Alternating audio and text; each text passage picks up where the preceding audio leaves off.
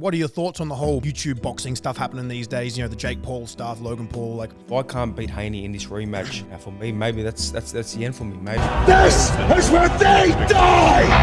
On these shield boys!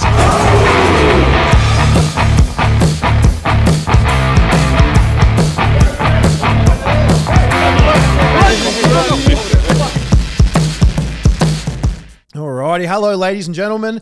Welcome back to another episode of Outspoken. Today we are joined by a very special guest. It is an absolute privilege and an honor to have this man here in the same room as us. Ladies and gentlemen, welcome George Kambosos. He will be fighting in Rod Laver Arena in Melbourne, October 16 for the Undisputed Lightweight Championship against Devin Haney. So make sure you guys tune in to watch that. George, how are you, mate? Thanks for coming. Absolute pleasure, guys, to be on. Hey, it's beautiful to have you here. We've been chatting for a long time and finally caught up and we're here now. That's beautiful, beautiful. No, it's good to have you here. So much to talk. I've got a lot of good questions, a lot of things to talk about today. So I guess we'll just jump straight into it. How's training going? How's everything else been coming along? Yeah, look, everything's been good. Training's been very good. Preparing for this rematch. When you get an opportunity to do it again, you always... it's a sweet science. You're going to be able to go back and reflect on things that you've done wrong, things that you should have done. So, I'm very excited to be able to change certain things and come back a different fighter, a different version. I know Devin Haney, obviously, in the rematch is going to change some certain aspects, but that's the fight game. That's why people should be so excited for this big fight, because you get to change, certain things, and it's going to be a hell of a fight. For sure. Yeah, no, I've been watching you for probably 3-4 years, maybe even a bit longer. I think the first fight of yours I might have watched was against a guy called Richard. I can't remember his last name. I think you won by TKO or a stoppage made back in 2018, 2019. Yeah, that fight was in Greece. Yeah, that was one of the first fights I watched. I remember seeing a few stories and posts and that, because I've followed boxing for a good while, especially MMA and stuff like that. But I've grown a lot more in boxing over the last few years, and I've been watching for a while. We've all been pretty big fans for a while, so it's fucking awesome to have you here. Yeah, look, it's been a crazy journey. Like that fight there was in Greece. Took a fight over there, meant a lot to me, obviously, with my Greek heritage. Yeah, of course. Done I think 3,000-4,000 people in that arena back then. Fought for very, very small money, but that's experiences. Before that, I was in America chasing my dreams and chasing whatever I could do, whatever fights I could get on the big stage, on the small stage. And you haven't taken any easy fights either, really. I mean, looking back at a lot of your record, a lot of your opponents, they're not scrubs to any point. A lot of them have got a lot of wins, very little losses. You haven't had an easy journey, as to say. You fought a lot of tough opponents and stuff like that. So yeah, look, it's been, for me, I always got into this game to fight the best. Yep. That's why when I beat Teo Lopez, everyone thought, okay, he'll probably milk it, he'll take some easy fights, but I was so adamant that you got to give me the best guys. I want to fight the best. I'm not about protecting the record. I've never been. And you take a loss, you come back, and now what I'm trying to do is get back that win, get that win off Devin Haney. So it's about fighting the best, and I did. I fought Elise Selby, the Mickey Bays, then I beat Lopez, and I beat all these other guys, and now I will beat Devin Haney in the rematch. Well, you are a man of your word. As soon as you won the belt, you're like, I don't want to hold this division up. I don't want to fucking, like you said, you don't want to pad the record. You don't want to take those things. You want the best fighters there is, and you instantly took straight away an opponent that a lot of people have been avoiding. Yeah, so that's why a lot of people didn't want to fight Devin Haney. Yeah, you can see he's good at his craft. He's not the most exciting guy in the world. He doesn't have the best power in the world. Obviously, I've been in there with him. He knows how to, manipulate the game. He knows how to manipulate the fighter and get it his way. So a lot of people don't want to deal with that. But sure. For me, I love the challenges. And even after this loss, I love the challenge of being able to come back now and show what I have in the bank. So that's why I like the UFC. I like what they do there, where you got guys that have 5, 6, 7 losses, but still renowned fighters, best fighters in the world, and they fight the best. Absolutely. You look at a lot of the goats of the UFC, like Anderson Silva and GSP, even like Demetrius Johnson, all these big names and stuff like that. All of them have had a couple of losses, and it's just about the cool thing I like about the UFC compared to a lot of other boxing fights. Other than you, because you took the big names and the big fights straight away, in the UFC, you get a lot of the best fighting the best pretty regularly. In boxing, there's a lot more politics, obviously, so divisions get held up and people tend to avoid each other. Where you won the belt straight away, you're like, cool, I want the next hardest guy, which is Devin Haney, and you took it. I think you deserve a lot of respect and credit for that too. And it was a good fight, as you said. A few things went wrong, and now you get the chance to come back and fix up those mistakes and get the win back. And I guess it brings me down to, how did the rematch come out? Did you want it straight away? As soon as you finished that fight, you just straight away wanted a rematch? Yeah, literally as soon as they obviously said that he was the winner. I said, okay, I'll see you again. We'll do it again. So straight away in my mind, you know, I knew I had that rematch clause in the back of my head. So, you know, when you do have something like that, I've always been in my career where it's do or die. You know, and at the press conference, I said the same thing. It's do or die. I don't win this fight. You might not see me again. Yeah. But I've always had that mentality until I got to the Haney fight where things became a little bit more, you know, easier. Things became a little bit more, you know, you got that second chance. And I don't like being that person that has that second chance. So thank God I do have that second chance now, looking back at it. But, you know, it was, of course, as a fighter, as a former champion, you know, as a father, I need to definitely, you know, take this rematch because what kind of person would I be? What kind of fighter? What kind of father would I be if I said, you know what, no, well, I'm going to take the rematch. He's too good for me. That shows what type of competitor you are as well. You know, you're a competitor at heart. You're passionate about boxing, and you're fucking unreal at it. So it's like, of course, you want that rematch. It's like any fighter. You know, if you've lost to somebody, you want to come back and get that win back. You know, and prove that you can do it. So I think it's good, and it brings me down to like, with the Lopez fight, what was it like going into the Lopez fight? Like, that was a fucking crazy fight. One of the best boxing matches I've ever seen. And we all won quite a bit of money on that, so thank you very much. Yeah, we did. No problem. I told all the boys, I was like, don't hate me if I'm wrong, but I've got a very good feeling. Yeah. George pulls off it's not an upset to me because I was confident you were going to win. We all put a little bit of money down and I won a nice little bet, but that was lovely. But I think the difference with that, what was it like going into the Lopez fight? Such an underdog. You spent so much time away from your family. You missed a few really big moments here back home. The fight date changed, what, 3-4 times? 6-7 times. 6 or 7 times. Yeah, we went for everything. How did that take a toll on you? Did it just light a fire in your belly, more motivation? How did all that like make you feel like while you're out there? Yeah, look, that preparation was like 9-10 months. That's constant. Crazy. 6-7, you know, fight dates cancelled. He got COVID. You know, it went from being on the Triller, having them do the event, to then obviously Matchroom getting it. So I went back and forth and so many different, you know, dates. But I just stayed focused. I stayed in the trenches. I kept working hard, and you know, that's how I feel. I feel the same now. I feel where, you know, there's not that much buzz around anymore. You know, I've got rid of a lot of baggage, and I'm just focused. I'm zoned in, and again, I got my back against the wall like I had in that fight. No one believed I'd do anything except for, you know, the small bunch of people. But you know, I'm in that same position now, and that's where I love to be. That's where I thrive on. Dangerous place to be, yeah. Well, when a man loses everything, you know, he becomes dangerous because he's got nothing to lose. So he's going to give it his all. You know, in that last fight against Haney, I didn't have that, but in the Lopez fight, you could see that killer instinct, and I was prepared to die. Because we watched whatever he did, you know, he could have hit me with everything, and I think he did hit me with everything, and I did go down, but you know, he had to kill me, and I feel the same now. That was into good. the Haney fight, for sure. We were watching the behind the scenes of like that whole. You know, you were training, all the date changes and all that, man. Yeah, and then when you came out, you just looked like lightning in a bottle. Like that was insane. The first round knockdown, that was crazy. Hey, we were screaming, bro. We were in my living room. I got goosebumps. Like that was like when I watched that was the most surreal moment. I've never been up like that, like for a fight in a long time. We were in my cinema room at home, and I was just on my feet nearly. After you dropped him in the first round, I was like, holy fuck! I was like, we're gonna win some money here, boys. Oh yeah, and you think after like putting him down the first round, it couldn't get any better. But the way the fight went round by round, the fight was unreal. I love in the background you can see Eddie Hearn just jump up straight away. That was great. And then you also showed like a lot of resilience and stuff because obviously you got knocked down as well. Was it round 10? I think? Round 10, yeah. Look, I got put down, and we know Lopez is one of the most dangerous punchers, you know, in the whole world of boxing. For sure, he's got a lot of power in that weight class. He definitely does. He's a big puncher, but I was so just motivated and inspired, and I knew in the back of my head that whatever it takes, if it's time for me to die in this ring, then whatever it takes, I had to get up. I knew that was my moment where this was make or break. Now, you know, everyone's obviously heard I had my grandfather pass away. You know, my birth of my third son as well. Missed a lot of really big moments. I missed a lot. I never got to grieve certain moments. I never got to enjoy certain moments throughout the whole preparation. So, you know, that moment there was never going to break me. Yeah. Put me down, no problem. I'll get back up. And where the whole world thought, he's done now. He's finished. True championship mentality. And you came back and around won 11 and 12. 11 and 12 is something to you know, for the history for Australian boxing and sport here. Sport in Australia. And what's it like being in the ring with, like, you know, over there you didn't have many fans. Like, no, everyone was just cheering for Haney. Like, what's it like trying to, do you just blank it out? How do you come over that? Yeah, look, I was just so zoned in. I had that tunnel vision.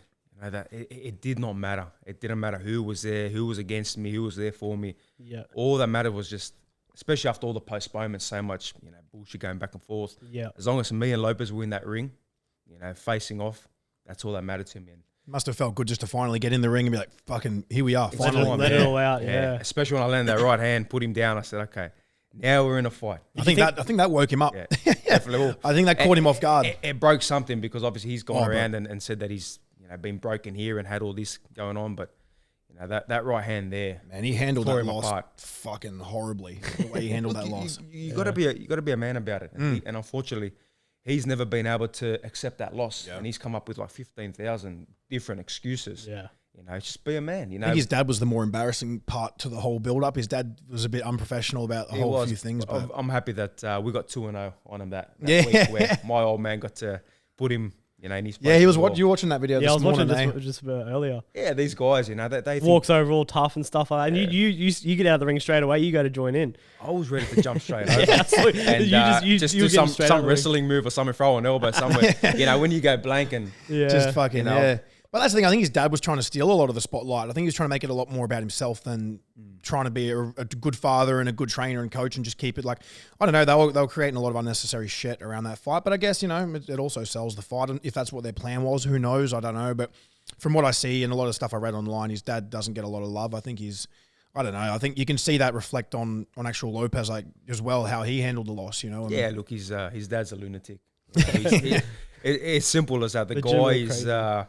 there's serious problems there, and he's not a guy that's, I know he loves his son, but I'll put it this way: we're both in the hospital after the fight, and I'm doing my mandatory checks. He's obviously doing his checks, and they found how much damage he had taken from the fight. Now my wife was there by my side, my father's there by my side, and obviously I'm dehydrated after the fight, so she's gone to find me some water or some Gatorade. She's bumped into Lopez. And oh wow! Obviously, she said, "I hope you're okay," and thank you for the opportunity for my husband to to fight you. Yep.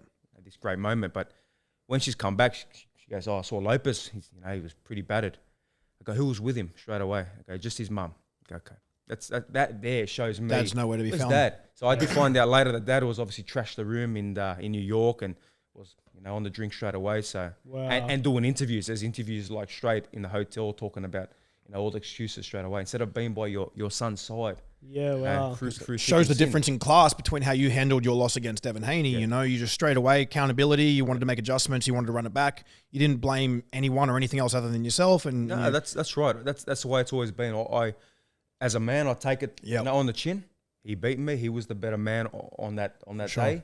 But there are certain things that I know that myself I didn't do right, and certain aspects of the fight that didn't go the way it should have gone. Yep. But that's history. That's something in the past. I look back, and now we look forward to the I rematch. honestly think it's so important how people do handle their defeat. It's like you got to handle it like a man, like you said, true professional as well. It's like there's people like Lopez and there's people like you. There's two different types of people. Someone's a man about it.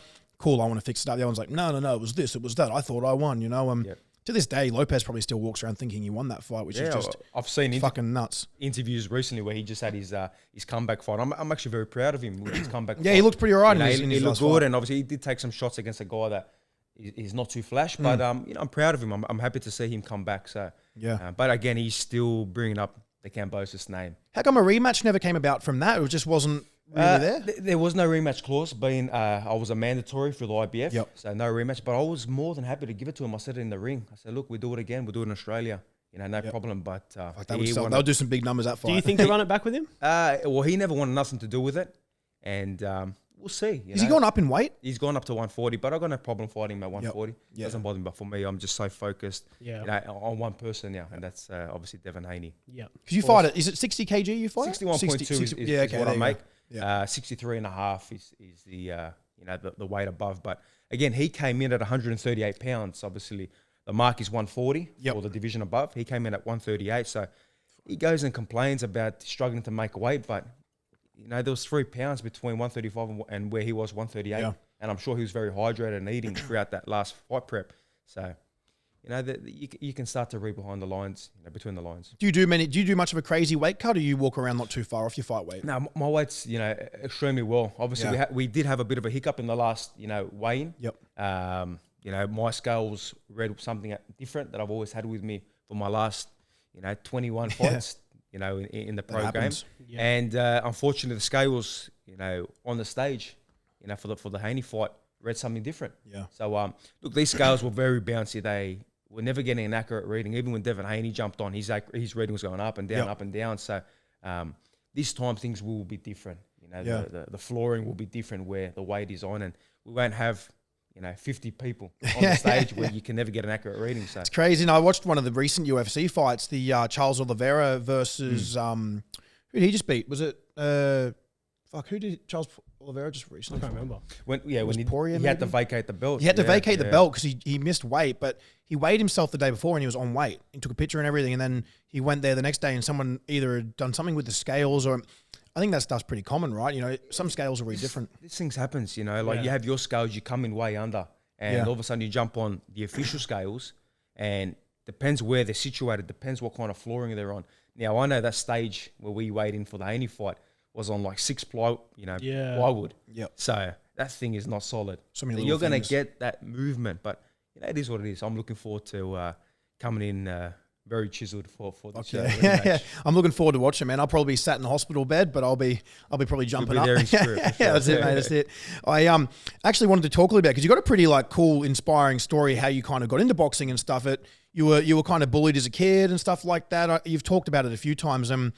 I mean, like for the viewers that watch my podcast, I think it'd be really cool to share some of those stories. Like you got into boxing from bullying when you were younger and stuff like that. Yeah, look, I was overweight. I used to weigh like 61, 62 kilos at like 10, 11 years of age. Okay. Oh wow. You know, Greek heritage. You know, front rower. That's right.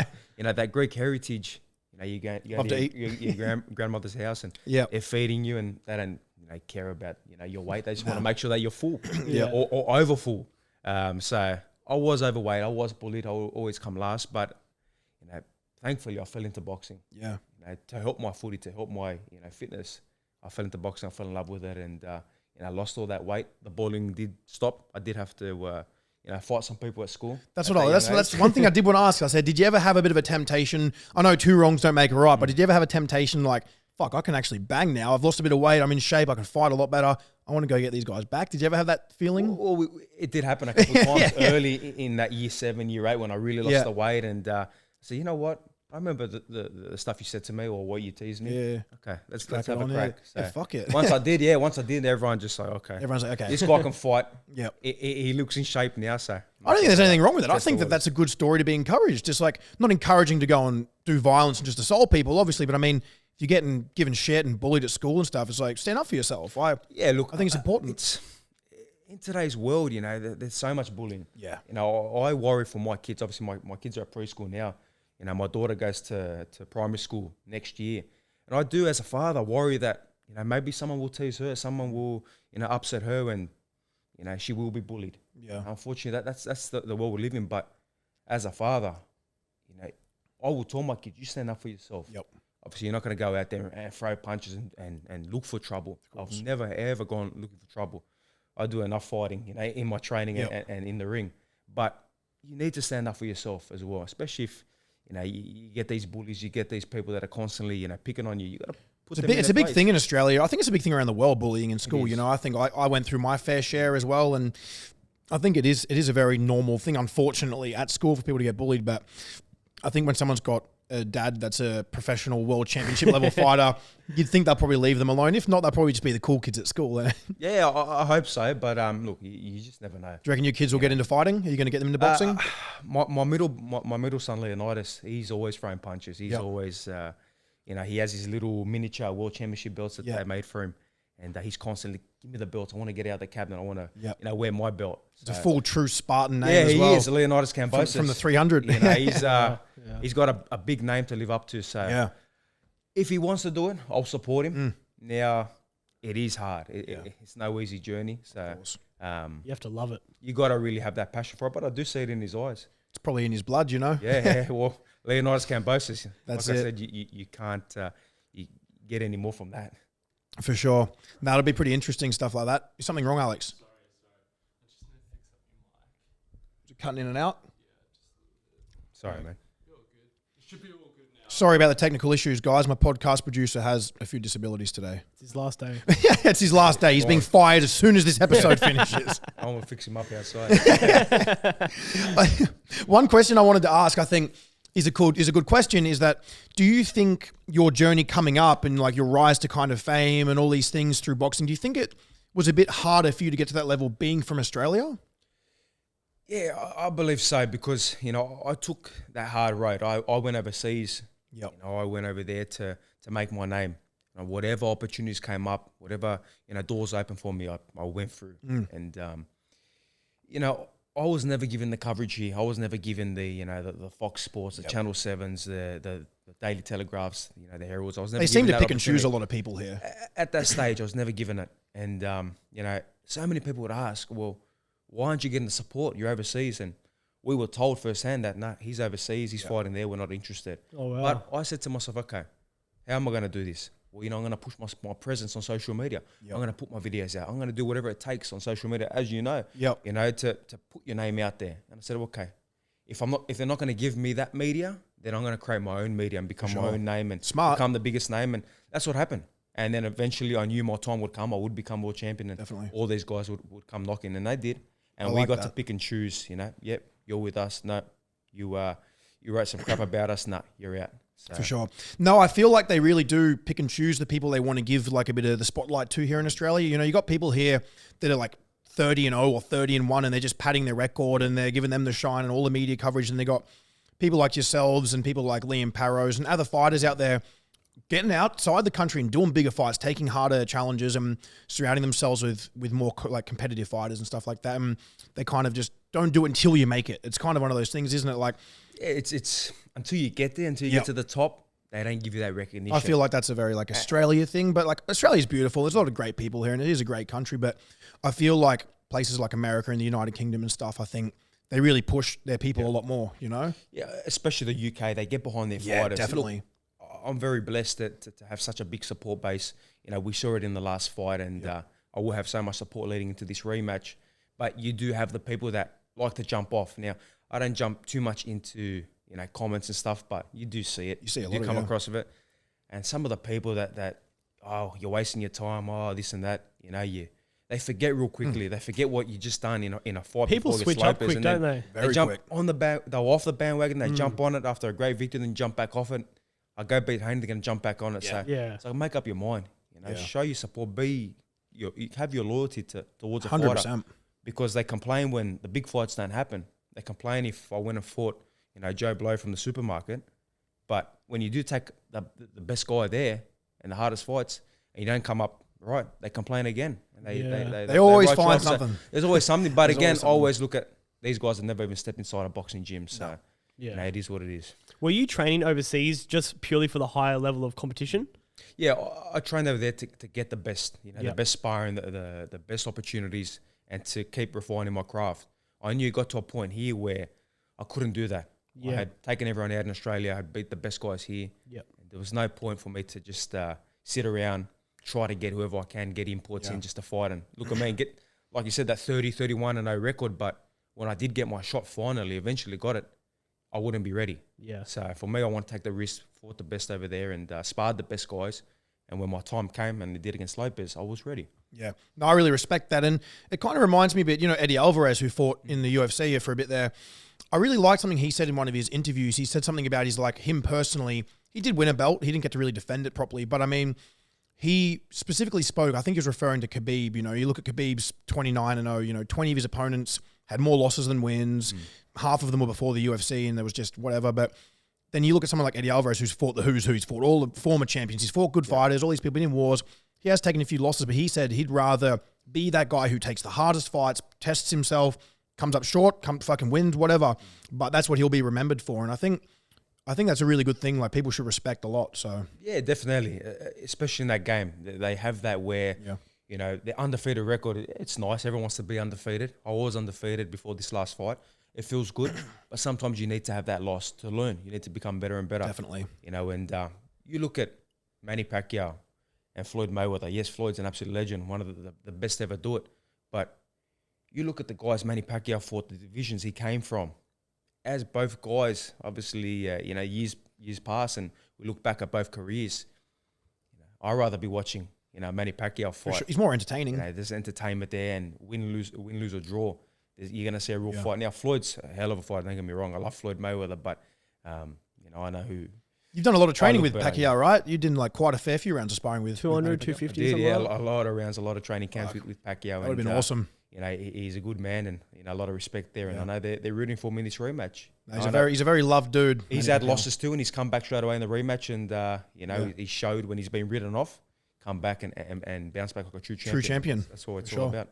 Definitely. No, I like that a lot. One thing I wanted to ask about, because it's a very big thing now, and I think it would be good to ask someone like yourself who's a high quality professional level boxer. It's like, what are your thoughts on the whole YouTube boxing stuff happening these days? The Jake Paul stuff, Logan Paul. Like, what's your thoughts on the social media, people getting involved in the fighting and stuff like that? Yeah, I don't mind it. You know, for me, it's you're bringing more eyes to the sport. Now, it's two aspects of it. Obviously, you get your YouTubers and your guys are going to fight.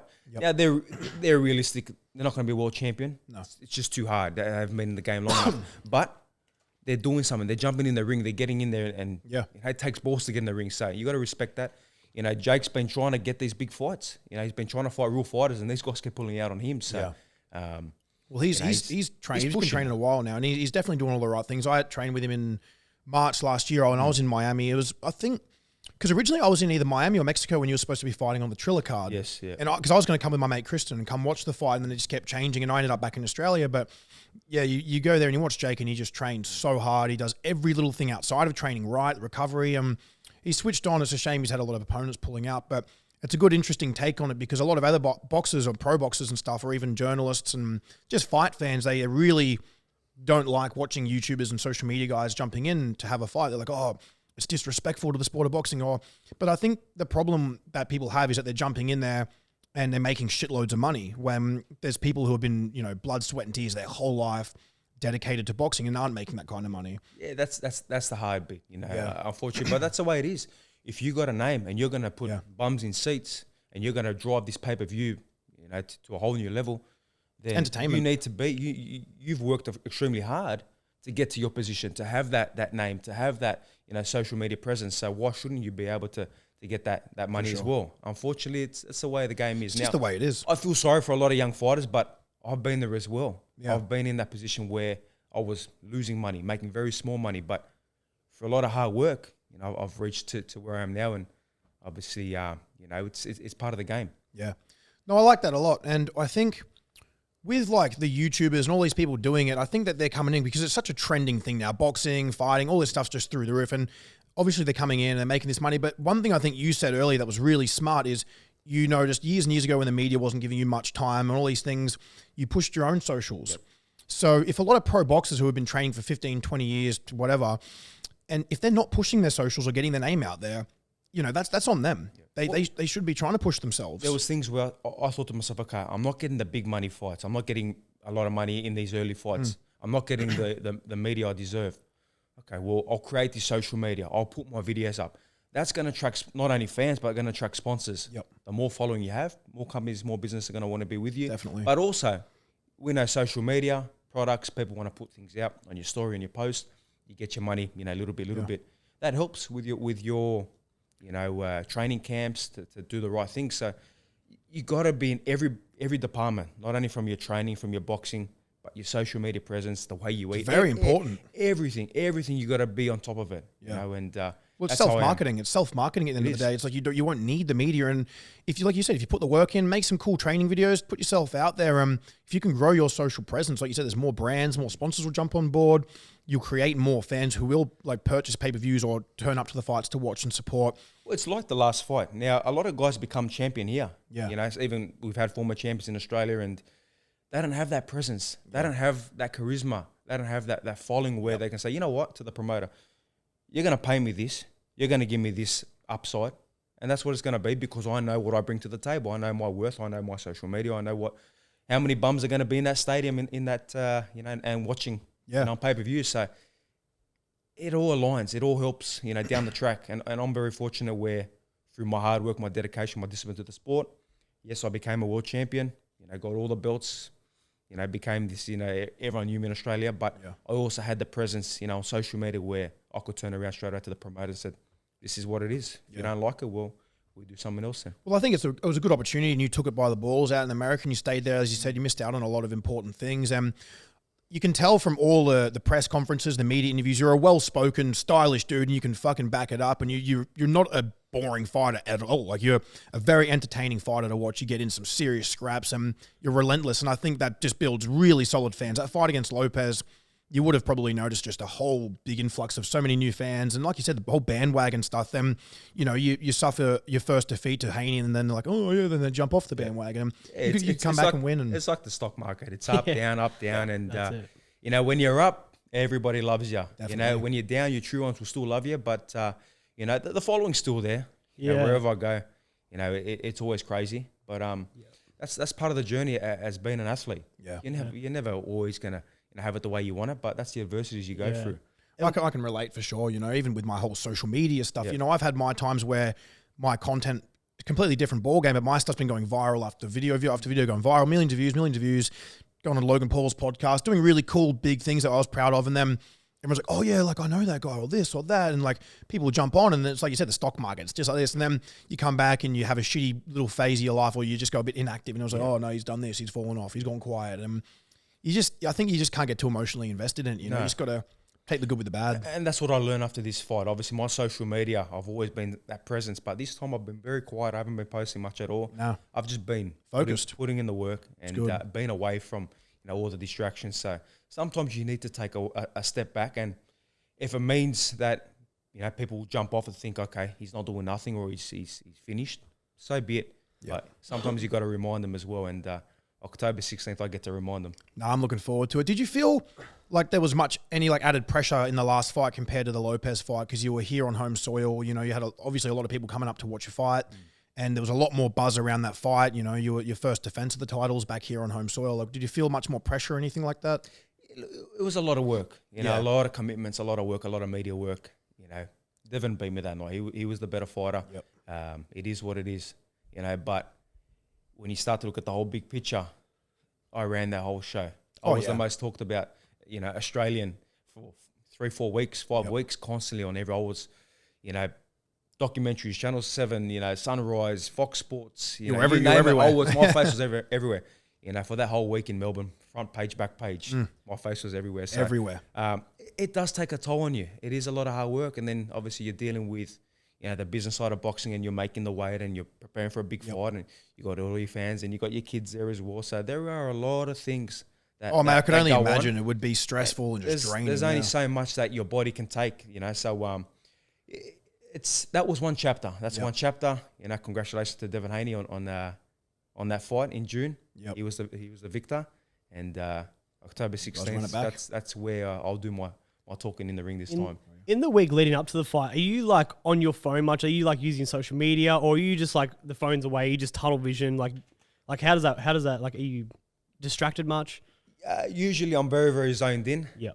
Away from everything, because I've always been in the backyards of former champions. I've always been. Yeah. They've had to do the work. This time things were a little bit different, but this time I'll be very, very zoned in. Yeah. I already am, and that will be all put to the side. That I don't need to. The fight will sell itself this time. For sure. The fight is going to be a huge. Rod Laver Arena is not the biggest. More compact. It's not like Marvel. It's 14, 15, 16,000 people. And I feel like you'll hear the people in Rod Laver more, because Yeah. I feel like it's more compact. This will be a whole different fight, different event, different atmosphere. Yep. Marvel was amazing. I always wanted to fight in a stadium. I've been saying it for years and years. I want to fight in a It stadium. was one of the coolest walkouts I've ever seen. It was fun, but that song was sick. This time's going to be different. This time that compact. Yep. Obviously, it's going to be good, man. I can't wait. I'm excited for it, mate. Yeah. What was the the week after your fight against Lopez? What was that week like? Was it just your phone's blowing up? There's opportunities. There's all these brands coming at you. Is there people calling you out? What's that week after your massive win like? Your followers are shooting up. Crazy, man. We stayed in America for about a week and a half because I want to come home and see my kids. Yeah. And we're told, no, we got all these different interviews. So Yeah. I'll give you a quick run through. I went from New York from the fight. Yep. Back to Miami. Done so many different interviews with all these big names, all on the big broadcasts over there in the US. Yep. Then I flew to Vegas. I went to watch Devin Haney fight. I done the commentary there when he beat Jojo Diaz. Oh, yeah. That's when we first kind of faced off and said, look, let's get it done. Then the next day I flew to Los Angeles. I watched Gervonta Davis fight. I got the biggest cheer in the whole stadium when they showed me on the screen. That was crazy because they had all the legendary basketball players there. I got the biggest cheer. We couldn't get out of the stadium. We literally had to go through the back door, and as we got out, they were still chasing us to go to the hotel. Wow. It's incredible. There's footage of it. It's unbelievable.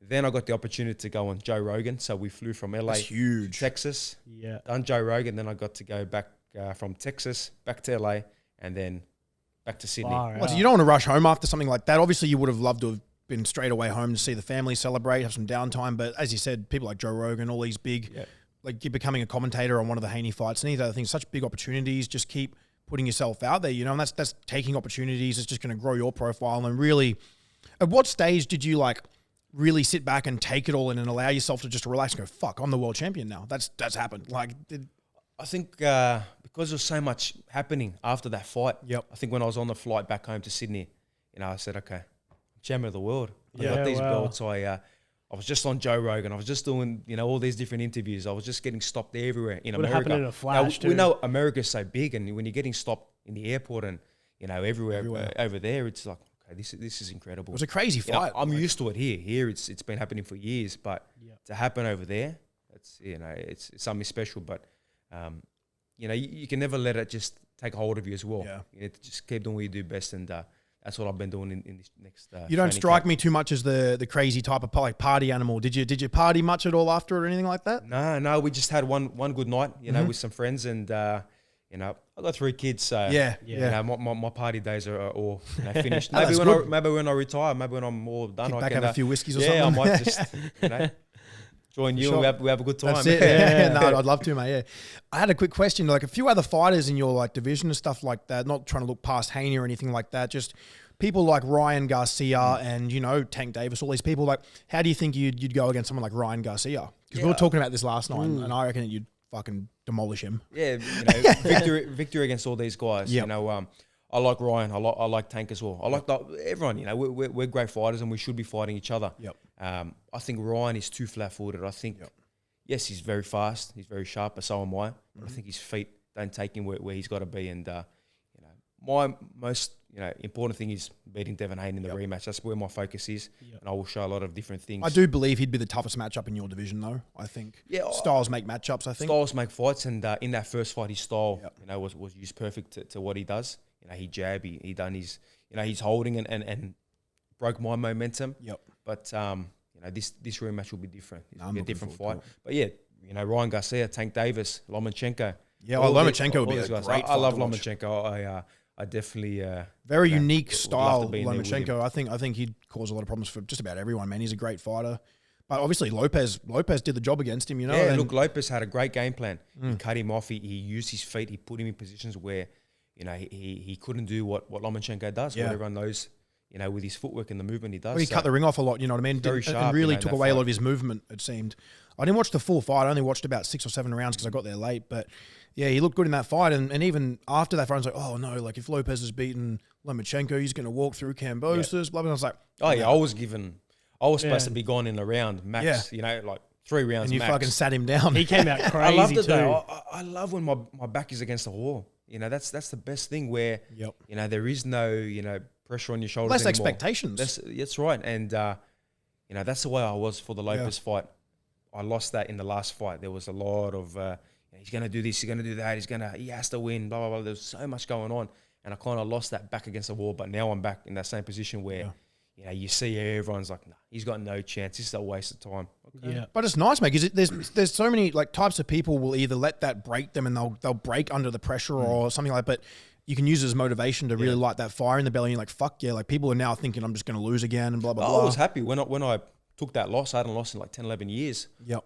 Everyone's like, were you upset? Did you go into a dark place? I go, no. I was happy because I take every experience as it is. You know, your wins, your losses.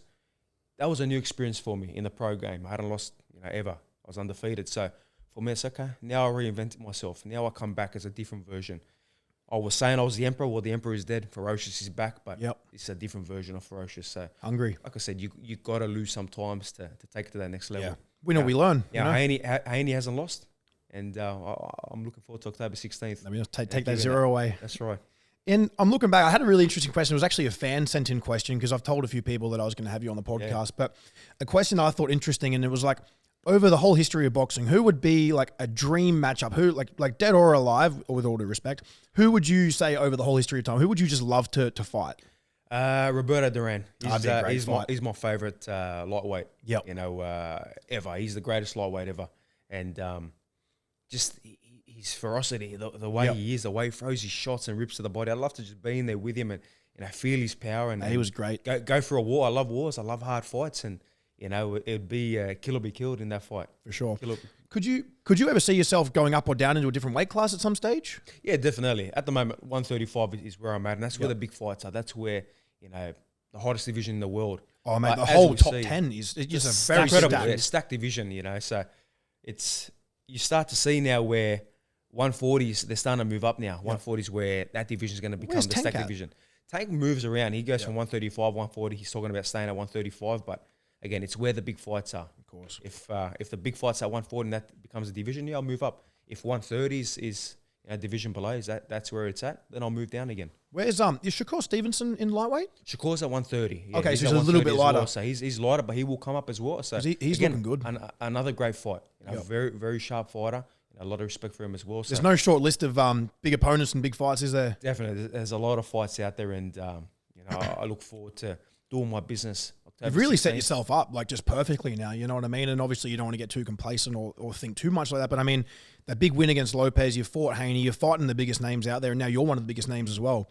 So it's like any fight now, it's just going to be a huge fight for you. So it's like you put yourself in a great spot. I am, obviously, in hindsight, I'm in a great position, but my mindset is do or die. Yep. This fight, if I can't beat Haney in this rematch, for me, maybe that's the end for me. Maybe it's not where, I've done enough.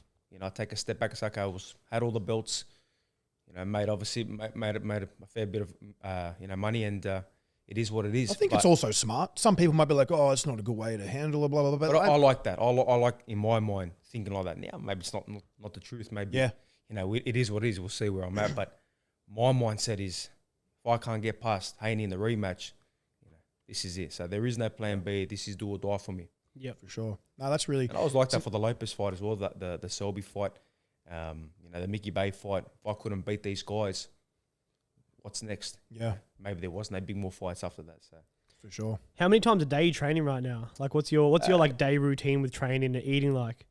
It's 2 to 3 sessions a day at the moment. Obviously, we're like going on to 7 weeks out now, so it is very high intensity. It's coming by pretty quick. Yeah, we're moving, which is good. I'm very, very, zoned in right now. You were back in the gym like what, the next day or the day after or something? I remember seeing you put a story up. Yeah, I was in the sauna doing my recovery straight away and getting the body feeling good.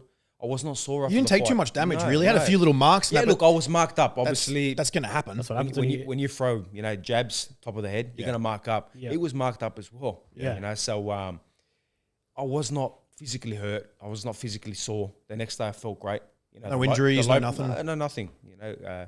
The Lopez fight took me because of such a brutal fight. You guys are both pretty battered up by the end of that one. That was a war, though. Yeah, 3 weeks to recover. Yeah. 3 weeks I was hurting for. So I went straight back into it.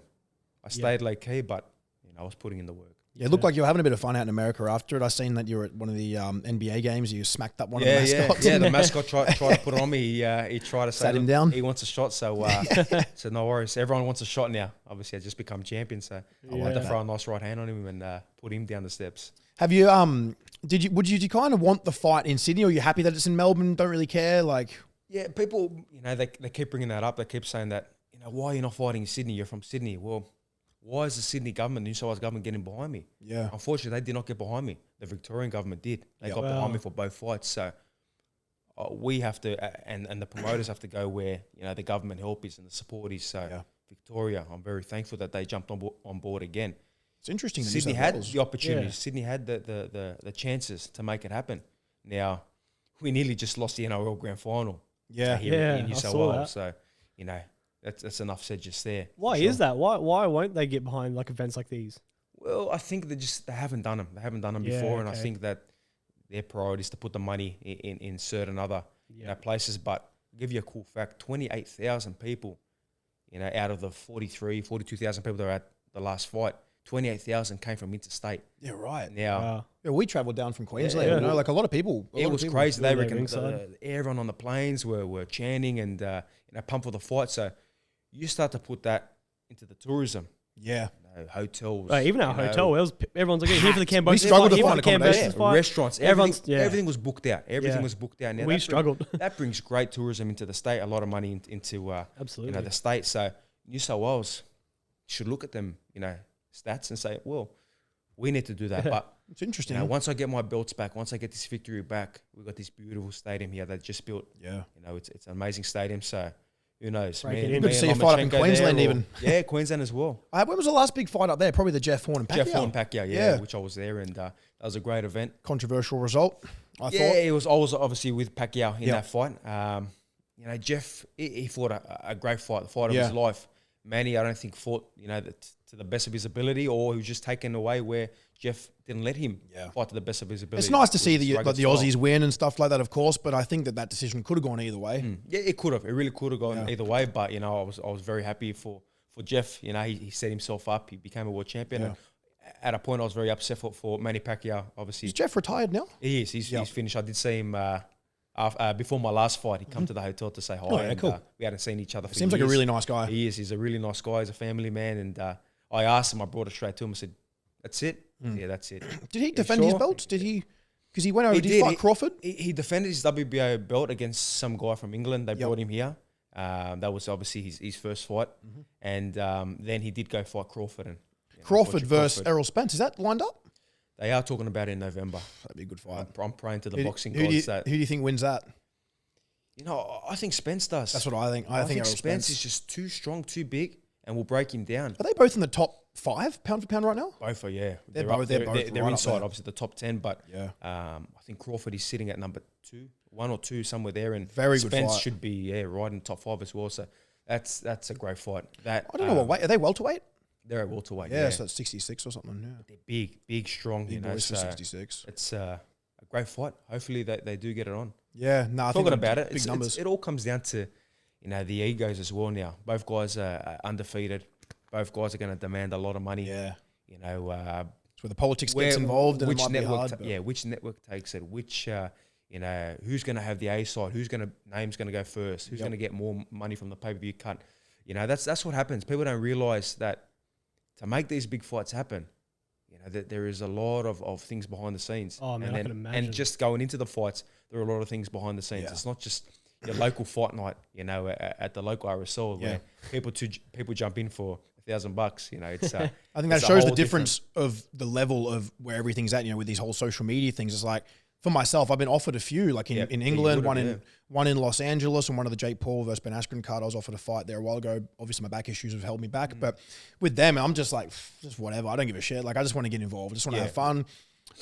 I know that a lot of the other boys that do the stuff, like obviously Jake Paul, if he's fighting someone, he's always going to want to be the A side, and rightfully so. He's got a huge name. Yep. He's worked hard to get there, so I think it's a bit easier for the social media guys, and that shows the difference in where it's at, especially with but a fight like that, that's a huge fight. Like that's going to do big numbers. That's big numbers. That there is massive. So you need to start breaking it up. That's what the promoters do. They break it up and they say, okay, well, if we pay him this much and we pay the other guy that much, how much are we going to get as well? That's what they're thinking too. They don't want to lose money. They want to make money. And these promoters, they're the casino. They don't lose. Yeah, there is one thing that we did want to do today. And Lachlan actually asked me if it's possible. And you can say no.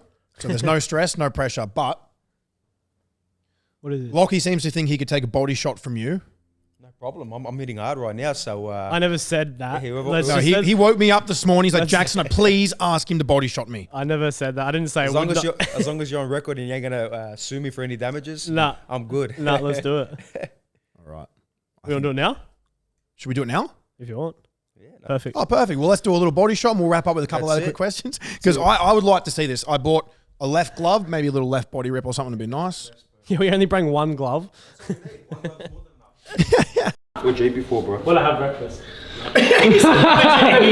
You up everywhere. I'm worried about it. I just want to make sure. Nah, he had a chicken sandwich. Oh, good. Oh, yeah, you'll be right. Oh, good. I'll give you a tester. I'll give you a light one just so you can feel a little bit. And the second one, I'll rip into it. All right? Oh, all right. That's a tester. That was a tester. Here we go. Oh, that was good. You're right. Thank you. I can imagine that in like on the side. That's all right. There's okay. Nah, that was but if I fine. hit you right there, that's where you're gonna feel. He was being nice. Yeah. I'd offer to do it, but I've got a weak fucking pancreas. Your Yeah, back. he copped a body shot from one of the strongest dudes in the world. And that was weak though, bro. That was a weak body shot. Yeah, because he's just bodybuilder. Yeah. We're going to collect memorabilia along the way for the podcast when we have big guests like yourselves and put them somewhere along the set. I really appreciate that. How was that body shot? Bit different without the pad there. The sandwich stayed down. You're the man, bro. Appreciate that a lot. That's wicked. All right. And I don't know if the next one's pushing it or not, but I think, you know, we've come this far, so we may as well try it. He is a boxer, which obviously is a pretty tough dude, but how do you go with spicy stuff? I'm pretty good with spicy stuff. I don't know what your meal plan's like. Yeah, I do have training. Oh yeah, in a couple hours. I think I'm gonna stay. Let me have a look at it today. Let me see. You can have a little. It's just a corn chip. It's just a corn the chip. world's hottest corn chip. It's the world's hottest corn chip. The world's hottest. We would have done it. We will do it with you if you want. If you want to do it, we're happy to go first. But if it's gonna put your training out, that's fine. Nah, this is gonna fuck me up. That's That'll alright. fuck Kill me. It'll fuck you No, up, I'm gonna dude. give We're not gonna lie. It's hot. After this fight, after training's all done and the fight's done, I'll take a whole chip. We're finding George with the corn chips. Promise you that. Straight after the fight. We're gonna track Bro, him down. It is horrible, dude. Like, as the moment it touches your mouth, it's just. Yeah. So I respect that. He's got training. Only because I got training. Yeah, no, Or of else I'm course, gonna of course. I'm gonna be in a world of He's pain. definitely not scared of a chip, guys. He gets punched in the no. face and he batters people's faces for a living. I don't think he's worried about a chip. It's When he's walking out of the ring with the belt, we'll just wave the chips at him. That's it. Yeah, definitely. Give me all of them. the chips are fucked though, man. It is by far the spiciest thing I've ever put in my mouth. Probably. Yeah, I've had some spicy things. Like what? Elaborate. The third hottest chili in the world. Yeah. It's not even chili. It's like a plutonium extract. Yeah, right. It's not even like chili anymore. Remember when we did the burger challenge? We had to sign. We did a hot burger challenge in Queensland like a couple of years ago. You had to sign a waiver form before you could leave with it because it was like dangerous. Yeah. Because like you touch it and put it in your eyes, you're going to lose your vision. Yeah. But they're pretty hot. Oh, But that shit scares me too, man. you know, I don't like spicy stuff. I'm not good with it. The moment it I goes don't know. in I'll my be mouth. able to drive home. Oh yeah. I'll end up You're even driving home crashing. like a fucking You little would be like, dicks. I'll end up crashing. But anyways, bro, fucking really appreciate you coming on. Means an absolute lot. We're all big fans, and we're rooting for you in October, and looking forward to the match. No, absolute pleasure to be on, man. It was great. No, Great fun, appreciate it, and, bro. I'm looking forward to October 16th. Is rewrite the wrongs. Beautiful. Do you reckon there'll be a trilogy if you pull off another win? Obviously, which Yeah, does he have a rematch clause in his? Like, how does that work? I was thinking about that. No, I don't believe so. There, Yeah. there is nothing on his side, but I'm just so zoned in on this Yeah. fight. Yep. But I'm sure we'll do it trying again to think after too that. far past it. Yeah, just get in and do it. Beautiful. October All right. 16th, it happens. Beautiful, guys. Make sure you don't miss the fight. October 16, Rod Laver Arena in Melbourne. Kambosos versus Haney 2. Make sure you watch it. Thank you very much, brother. Absolute pleasure, man. Thank you.